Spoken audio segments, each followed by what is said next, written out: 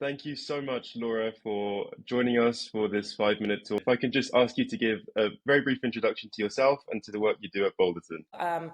My name is Laura McGinnis. I am a principal at Balderton Capital, where I have been working for about 2 years. We look at a lot of consumer, e-commerce enablement, climate and energy, and I also spend time on cybersecurity as well. You started your career and founded a startup in Uruguay. Were there any unique challenges you faced, and what are the opportunities for startups in emerging markets more generally? So I did start my career with a Fulbright grant where I applied to start a nonprofit, a girls soccer program in underrepresented neighborhoods, specifically focused on Afro-Uruguayan communities and populations. And so I coached over 100 girls, and Nike actually backed us. In terms of the unique challenges, culturally, there were differences. It's more tech enabled than most countries I've ever been to, in that the literacy rate is one of the highest in the world. They're at 99%. They have a one laptop per child program, which ensures that every single child in Uruguay has a laptop. So you've got kids learning to code at a very early age. On the other hand, I love that there is an element of like, yes, we have computers, yes, we have laptops, but at the same time, we want to spend time with each other, we want to hang out outside. So there's also like more of a traditional approach as well of we want to take some time off of the screen. And it's also an older population. So Uruguay is famous for having a massive elderly population. And so I think that changes the types of businesses that are needed to support that economy.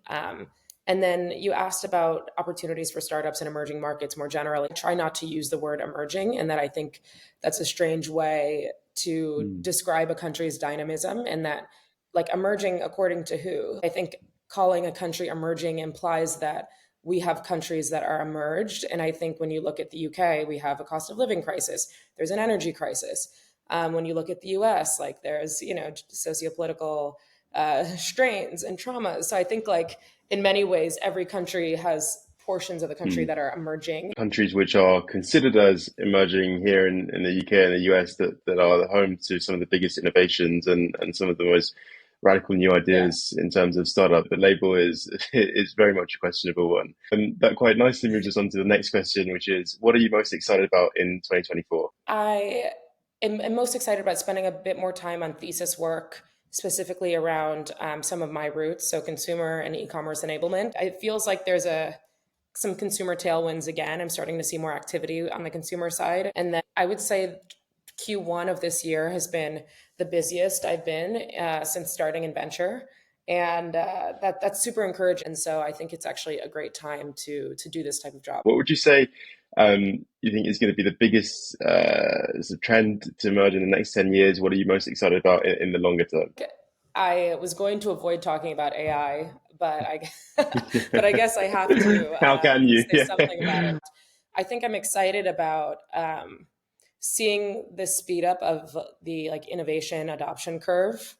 I think AI plus fintech, AI plus health, AI plus consumer, these are all areas that I think every fund right now is deep diving, like the intersection of generative AI specifically with another subsector. I think it's going to transform every sector as we know it. There are going to be challenges that come out of this, but also exciting innovation. On a different note, you're passionate and have worked with a lot of different projects in youth education.